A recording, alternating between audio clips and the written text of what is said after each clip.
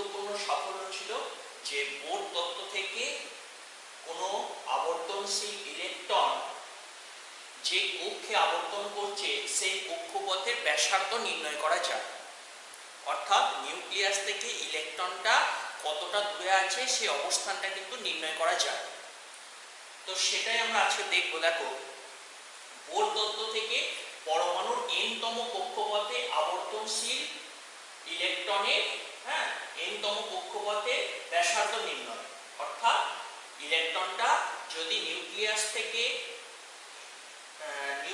একটা দূরত্বে আছে, সেটা বললাম n-তম কক্ষপথ, হয়তো k কক্ষপথ হতে পারে, l কক্ষপথ হতে পারে, m কক্ষপথ হতে পারে, যে কোনো কক্ষপথে যদি আবর্তনশীল হয় তাহলে সেই কক্ষপথটা নিউক্লিয়াস থেকে কতটা দূরে আছে সেই ব্যাসার্ধটা আমরা নির্ণয় করতে পারি। কারণ আমরা বোর তত্ত্বে আগে বলেইছি যে নিউক্লিয়াসকে কেন্দ্র করে ইলেকট্রনগুলো বৃত্তাকার কক্ষপথে আবর্তন করছে। তাহলে বৃত্তাকার কক্ষপথে যদি আবর্তন করে তার একটা ব্যাসার্ধ আছে সেই বৃত্তাকার কক্ষপথে। সেই ব্যাসার্ধটা আমরা কিভাবে বোর তত্ত্বকে কাজে লাগিয়ে ম্যাথামেটিক্যালি কাজে লাগিয়ে আমরা করতে পারি, বার করতে পারি, সেটাই আমরা আজকে দেখব। তো দেখো যে আমি একটা স্কেচ করে নিয়েছি। মাঝখানে আছে নিউক্লিয়াসকে কেন্দ্র করে আমি যে কোনো একটা কক্ষপথ আমি এঁকেছি। নিউক্লিয়াসকে কেন্দ্র করে যে কোনো একটা কক্ষপথ এঁকেছি। সেই কক্ষপথে একটা ইলেকট্রন আছে আমি ধরে নিচ্ছি। এটা কততম কক্ষপথ আমি জানি না, আমি ধরে নিলাম সাপোজ n-তম কক্ষপথ। n এর মান 1 হতে পারে, 2 হতে পারে, 3 হতে পারে, 4 হতে পারে। তো n-তম কক্ষপথে একটা ইলেকট্রন আছে, মাঝখানে নিউক্লিয়াস আছে। তাহলে ইলেকট্রনটা যদি এই কক্ষপথে আবর্তনশীল থাকতে হয় তাহলে কি কি শর্ত মেনটেন করতে হবে। দেখো, ইলেকট্রনটা আমি ধরে নিলাম v গতিবেগে নিউক্লিয়াসকে কেন্দ্র করে ঘুরছে, v গতিবেগে, এবং ইলেকট্রন এবং নিউক্লিয়াসের মধ্যে ডিসটেন্সটা হচ্ছে ছোট হাতের r। ইলেকট্রন এবং কি হচ্ছে নিউক্লিয়াসের মধ্যে ডিসটেন্সটা হচ্ছে ছোট হাতের r, অর্থাৎ এই কক্ষপথের ব্যাসার্ধ হচ্ছে ছোট হাতের r। আচ্ছা, এইবার দেখো ইলেকট্রনটার উপর দুটো বল ক্রিয়া করছে। আমি আগেও এই কথাটা বলেছিলাম, ইলেকট্রনটা যখন পার্টিকুলার একটা কক্ষে আবর্তন করবে ইলেকট্রনের উপর দুটো বল কাজ করবে। একটা বল কি করবে, ইলেকট্রনটাকে নিউক্লিয়াসের দিকে টানবে, অর্থাৎ নিউক্লিয়াসটা কুলম্বীয় আকর্ষণ বল দ্বারা ইলেকট্রনটাকে নিজের দিকে টানবে। কুলম্বীয় আকর্ষণ বল, কুলম্বের সূত্র অনুযায়ী আমরা জানি দুটো চার্জ পার্টিকেল একে অপরকে আকর্ষণ করে। যে আকর্ষণ বল দ্বারা একে অপরকে টানে সেটাই হচ্ছে কুলম্বীয় আকর্ষণ বল। তার নিউক্লিয়াসের পজিটিভ চার্জ কি করবে, ইলেকট্রনকে নিজের দিকে টানতে চাইবে। এটা হচ্ছে কুলম্বীয় আকর্ষণ বল। আর একটা বল কি করবে, ইলেকট্রনটাকে কক্ষপথ থেকে ছিটকে দিতে চাইবে, বাইরে বার করে টেনে আনতে চাইবে। সেই বলটাকে বলা হচ্ছে অপকেন্দ্র বল। এইবার তাহলে ইলেকট্রনটাকে এই নির্দিষ্ট কক্ষপথে যদি ঘুরতে হয় তাহলে এই দুই প্রকার বিপরীত বল সমান হতে হবে, যাতে করে এদিকেও না যায় আমরা এদিকেও না আসি। অর্থাৎ ইলেকট্রনটার সুস্থির অবস্থায় কুলম্বীয় আকর্ষণ বল সমান হচ্ছে অপকেন্দ্র বল হতে হবে। এইটা হচ্ছে প্রধান শর্ত। ইলেকট্রনটার সুস্থির অবস্থায় অর্থাৎ পরমাণুর সুস্থিতি বজায় রাখতে হলে কি হতে হবে, কুলম্বীয় আকর্ষণ বল এবং অপকেন্দ্রিক বল এই দুই বল সমান হতে হবে। তো দেখো আমরা সেইভাবে ক্যালকুলেট করেছি।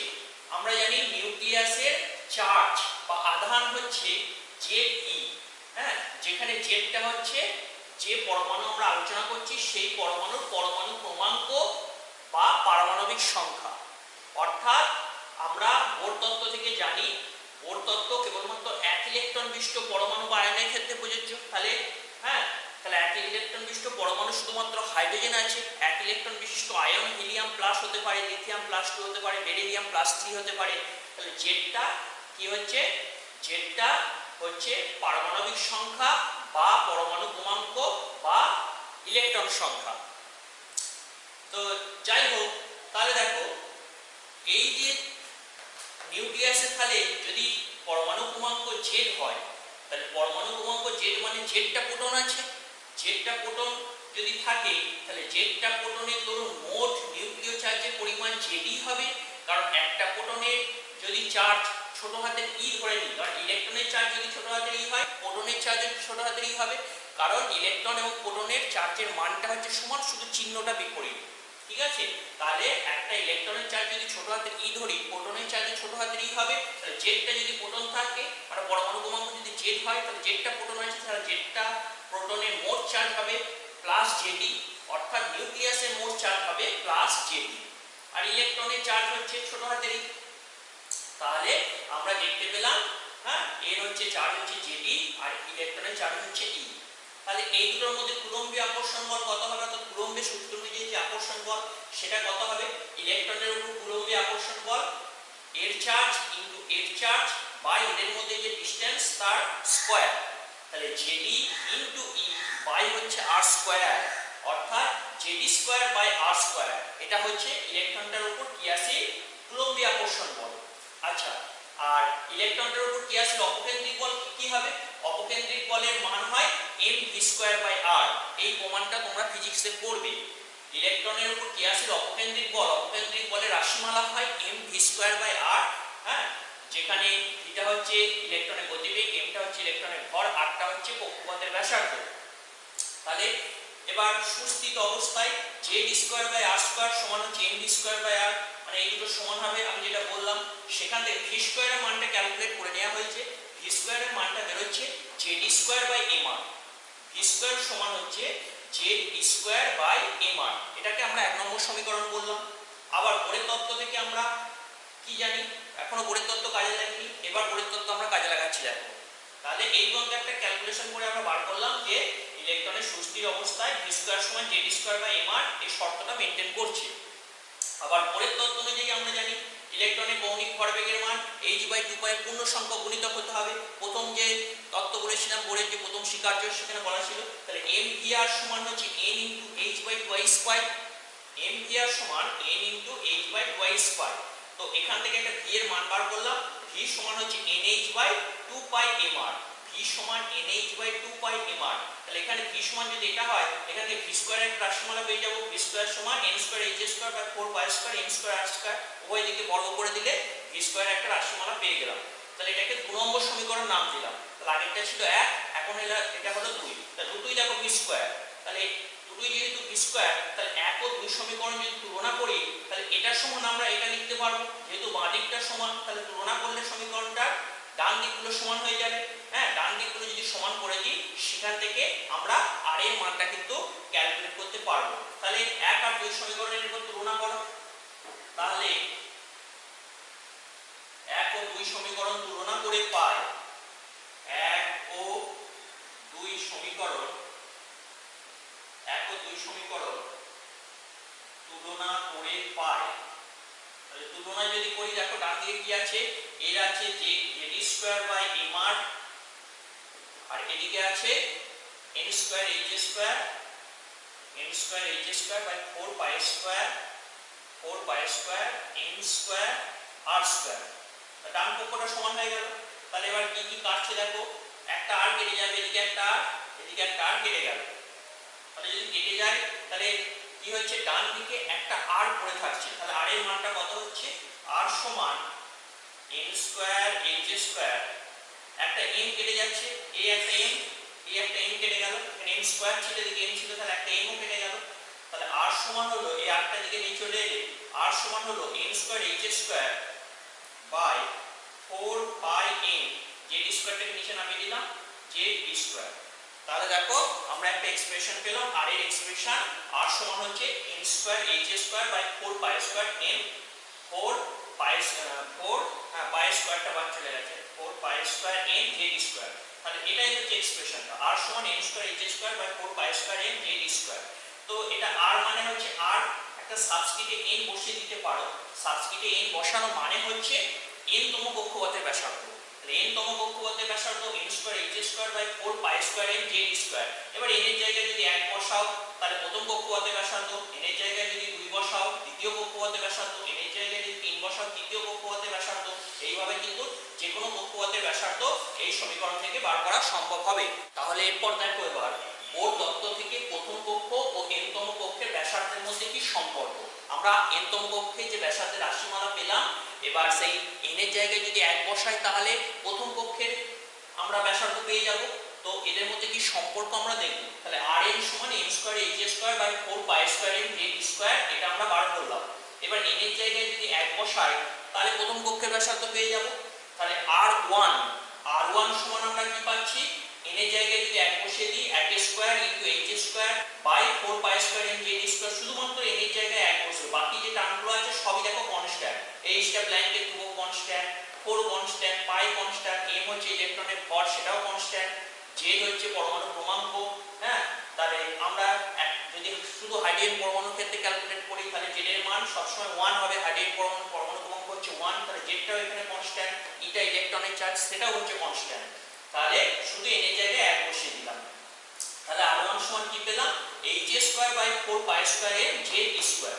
ঠিক আছে, তাহলে এটাকে Rn সমান যে এক্সপ্রেশনটা ছিল সেটাকে 1 নম্বর নাম দিলাম, R1 এর যে এক্সপ্রেশনটা পেলাম সেটা 2 নম্বর নাম দিলাম। তাহলে 1 ভাজিত যদি 2 করে দিই, 1 ভাজিত 2 করলে কি হবে, তাহলে Rn ভাজিত R1, তাহলে সমীকরণের ভাগ কেমন করতে হয়, সমীকরণের বাম দিকে যেটা আছে তার ভাগ, ডান দিকে যেটা আছে তার ভাগ। তাহলে বাম দিকে 1 ভাজিত 2 করছে, তাহলে বাম দিকে Rn ছিল, তাহলে Rn ভাজিত R1 হবে, Rn ভাজিত R1 সমান, দেখো এই টার্মটা কিন্তু দুটোর ক্ষেত্রেই কনস্ট্যান্ট, এই h square by 4 pi square m z square এখানেও আছে, এখানেও আছে h square by 4 pi square m z square. তাহলে একটা যদি 2 দিয়ে ভাগ করে তাহলে এই টার্মটা কেটে যাবে, তাহলে শুধু পড়ে থাকবে এই এখানে n স্কয়ার পড়ে থাকবে, আর এখানে কেটে গেছে মানে নিচে 1 পড়ে থাকবে, তাহলে n স্কয়ার শুধু হচ্ছে। তাহলে Rn বাই R1 সমান হচ্ছে n square, Rn by R1 সমান হচ্ছে n স্কয়ার। তাহলে Rn সমান কোণাকুণি যদি গুণ করে দেওয়া হয়, Rn সমান n square into R1, n square into R1।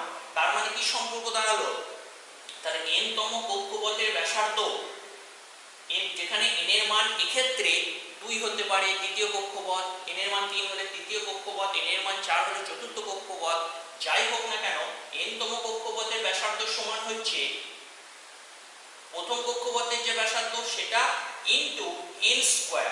n square বলতে যততম কক্ষপথ n এর জায়গায় সেই ভ্যালুটা বসবে। ঠিক আছে, তাহলে প্রথম কক্ষপথের ব্যাসার্ধ যদি জানা থাকে আমরা এই সমীকরণ থেকে যে কোনো কক্ষপথের ব্যাসার্ধ কোনো পরমাণুর ক্ষেত্রে বার করতে পারি।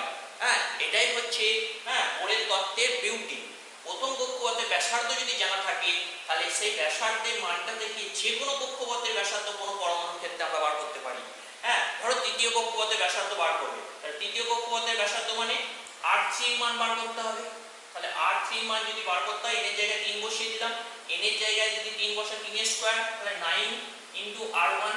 তাহলে দেখো প্রথম কক্ষপথের ব্যাসার্ধ যা হবে তৃতীয় কক্ষপথের ব্যাসার্ধ তার 9 গুণ হবে।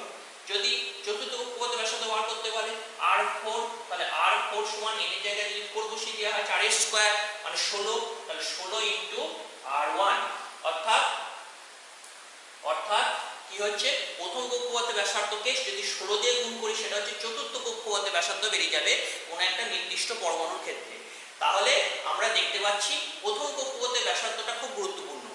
তো আমরা হাইড্রোজেন পরমাণুর ক্ষেত্রে এই প্রথম কক্ষপথের ব্যাসার্ধ নির্ণয় করব। হ্যাঁ, তাহলে হাইড্রোজেন পরমাণুর ক্ষেত্রে যে কোনো কক্ষপথের ব্যাসার্ধ আমরা বার করতে পারবো। তাহলে দেখো এবার কিভাবে হাইড্রোজেন পরমাণুর ক্ষেত্রে প্রথম কক্ষপথের ব্যাসার্ধ নির্ণয় করা যায়। তাহলে বোর তত্ত্ব থেকে হাইড্রোজেন পরমাণু প্রথম কক্ষের ব্যাসার্ধ নির্ণয় কিভাবে করা যায় দেখো। আচ্ছা, তাহলে দেখো তাহলে n তম কক্ষপথের ব্যাসার্ধের রাশিমালা এটা আমরা পেয়েছিলাম। এবার হাইড্রোজেন পরমাণুর ক্ষেত্রে কি হবে, হাইড্রোজেন পরমাণু ক্রমাঙ্ক যেহেতু 1, তাহলে z এর মান হচ্ছে 1, তাহলে এখানে z এর মান হচ্ছে 1 বসবে। আর যেহেতু প্রথম কক্ষের ব্যাসার্ধ আমরা নির্ণয় করছি তাহলে n এর মান 1 বসবে, তাহলে z এর মান 1 আর n এর মান 1 বসিয়ে দেবো এই সমীকরণে। তাহলে হাইড্রোজেন পরমাণু প্রথম কক্ষের ব্যাসার্ধ বেরিয়ে যাবে। তো সেটাই বসালাম R1 হাইড্রোজেন, এইভাবে কেন লিখলাম, n এর জায়গায় 1 বসিয়ে দিলাম, তাহলে R1 যেহেতু হাইড্রোজেন পরমাণুর ক্ষেত্রে এটা বোঝাবার জন্য ব্র্যাকেটের মধ্যে হাইড্রোজেনটা লিখেছি, না লিখলেও হবে, জাস্ট এটা বোঝাবার জন্য যে হাইড্রোজেন পরমাণুর প্রথম কক্ষপথের ব্যাসার্ধ আমরা ক্যালকুলেট করছি।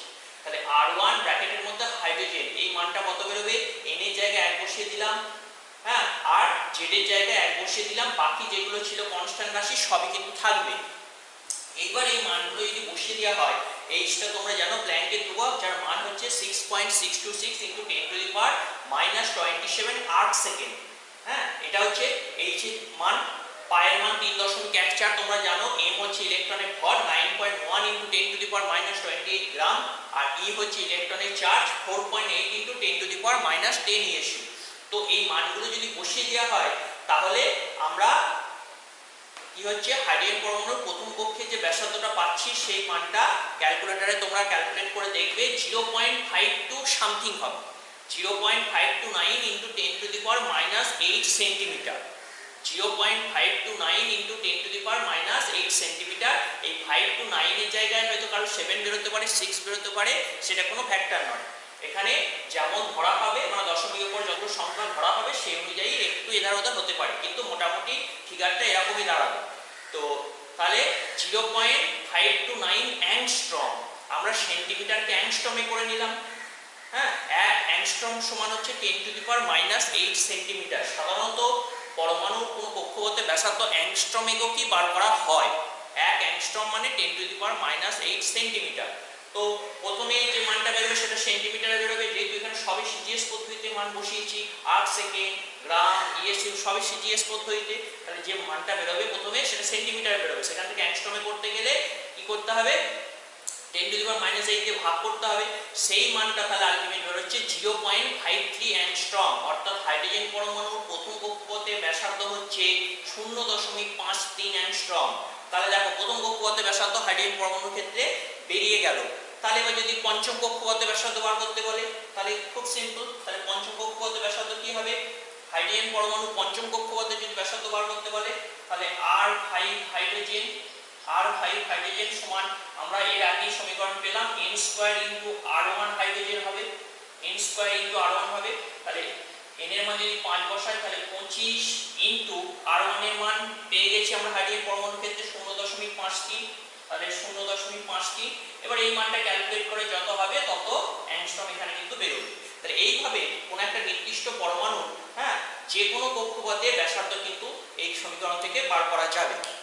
এবার ধরো বোর তত্ত্ব থেকে বলেছে যে মানে 1 ইলেকট্রন বিশিষ্ট যে কোনো সিস্টেম, হ্যাঁ, ধরো লিথিয়াম প্লাস 2 এর তৃতীয় কক্ষপথে ব্যাসার্ধ কত হবে, বা বেরিলিয়াম প্লাস 3 চতুর্থ কক্ষপথে ব্যাসার্ধ কত হবে, এরকম বার করতে বলতেই পারে। হ্যাঁ, বোরের তত্ত্বটা যে কোনো 1 ইলেকট্রন বিশিষ্ট সিস্টেমের ক্ষেত্রে প্রযোজ্য।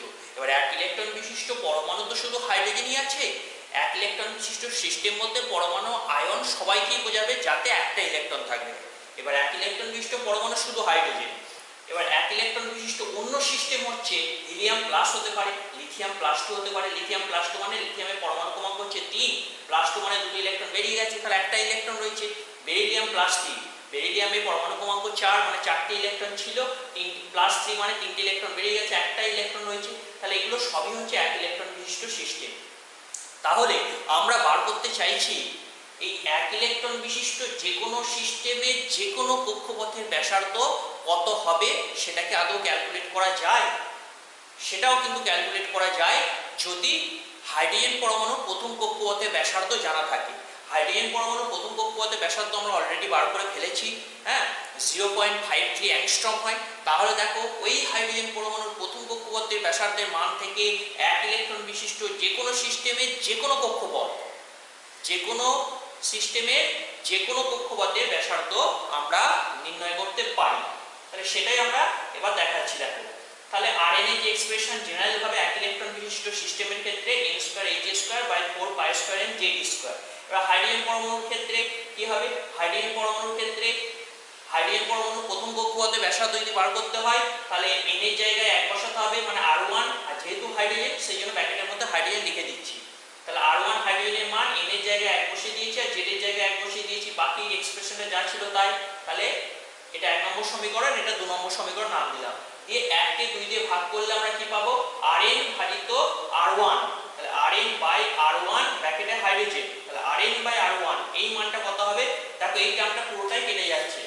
এই যে h²/4π²m², এটা দুটো ক্ষেত্রেই কমন, h²/4π²m², এখানেও আছে h²/4π²m²। তাহলে এই টার্মটা পুরো কেটে যাচ্ছে। তাহলে এই টার্মটা যদি কেটে যায় শুধু পড়ে থাকছে এখানে n² আর এখানে হচ্ছে z, এই টার্মটা তো এখানে নেই। তাহলে n²/z টার্মটা পড়ে থাকছে, তাহলে উপরে n²/z পড়ে থাকবে, নিচে 1 পড়ে থাকবে, তার মানে n²/z। তাহলে Rn/R1 সমান হচ্ছে n² স্কয়ার বাই জেড। তাহলে Rn সমান n square by Z, n square by Z into R1 hydrogen. Rn সমান n square by Z into R1 hydrogen. তাহলে দেখো R1 হাইড্রোজেনের মানটা আমাদের কিন্তু জানা 0.53 অ্যাংস্ট্রম, এই মানটা আমরা বার করেছি। তাহলে এই মানটা আমাদের জানা। এইবার এই মানটা যদি জানা হয় তাহলে এই মানটা যদি আমরা বার করতে পারি তাহলে যে কোনো এক ইলেকট্রন বিশিষ্ট সিস্টেমের যে কোনো কক্ষপথের ব্যাসার্ধ আমরা বার করতে পারবো। ধরো লিথিয়াম প্লাস 2 এর তৃতীয় কক্ষপথের ব্যাসার্ধ বার করতে বলেছি। লিথিয়াম প্লাস 2 এই সিস্টেমটার তৃতীয় কক্ষপথের ব্যাসার্ধ কত হবে বার করতে বলেছি। তাহলে এখান থেকে দেখো বেরিয়ে যাবে। তাহলে লিথিয়ামের ক্ষেত্রে R3 লিথিয়াম প্লাস 2, n এর জায়গায় 3 বসিয়ে দিলাম, যেহেতু সিস্টেমটা লিথিয়াম প্লাস 2 তাহলে ব্র্যাকেটের মধ্যে লিথিয়াম প্লাস 2 বসিয়ে দিলাম। তাহলে R3 লিথিয়াম প্লাস 2 এর মানটা কত হবে n স্কয়ার বাই j। তাহলে n এর মান n এর জায়গায় 3 বসাবো মানে 9, তাহলে 9 বাই z এর মানটা লিথিয়ামের কত হবে, জেডটা হচ্ছে পরমাণু ক্রমাঙ্ক, লিথিয়ামের হচ্ছে হাইড্রোজেন 1 হিলিয়াম 2 লিথিয়াম 3, তাহলে লিথিয়ামের z এর মান হচ্ছে 3, তাহলে z এর জায়গায় 3 বসাতে হবে। তাহলে z এর জায়গায় আমরা 3 বসিয়ে দিলাম। আর R1 হাইড্রোজেন তো আমাদের জানা 0.53 অ্যাংস্ট্রম, তাহলে 3 3 9, তাহলে 3 ইনটু 0.53 অ্যাংস্ট্রম। হ্যাঁ, তাহলে এই 3 কে 0.53 দিয়ে গুণ করে যেটা বেরোবে কত অ্যাংস্ট্রম হবে উত্তর। তার মানে লিথিয়াম প্লাস 2 আয়নের তৃতীয় কক্ষপথের ব্যাসার্ধ কিন্তু এইভাবে দেখো খুব সহজেই বেরিয়ে যাচ্ছে। তাহলে শুধুমাত্র হাইড্রোজেন পরমাণুর প্রথম কক্ষপথের ব্যাসার্ধ জানা থাকলে এক ইলেকট্রন বিশিষ্ট যে কোনো সিস্টেমের যে কোনো কক্ষপথ, যে কোনো সিস্টেমে এক ইলেকট্রন বিশিষ্ট যে কোনো সিস্টেমের যে কোনো কক্ষপথ কিন্তু তার ব্যাসার্ধ খুব ইজিলি আমরা বার করতে পারি। তো পরীক্ষায় এই ধরনের প্রবলেম কিন্তু আসে, যে বলে দিল যে হাইড্রোজেন পরমাণুর প্রথম কক্ষপথের ব্যাসার্ধ 0.53 অ্যাংস্ট্রম হলে বেরিলিয়াম প্লাস 3 আয়নের চতুর্থ কক্ষপথের ব্যাসার্ধ কত হবে। তখন কিন্তু এই সম্পর্কটা জানা থাকলে ডিরেক্টলি খুব সহজেই কিন্তু মানগুলো বসিয়ে আমরা ক্যালকুলেট করতে পারবো।